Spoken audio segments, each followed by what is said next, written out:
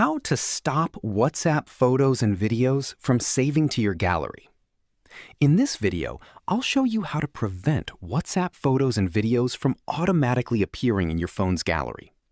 Start by opening the WhatsApp app on your Android phone.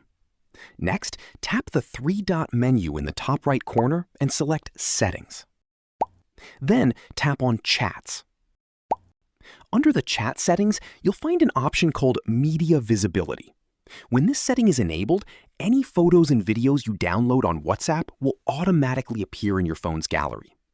Simply turn off the Media Visibility toggle to stop newly downloaded media from being saved to your gallery.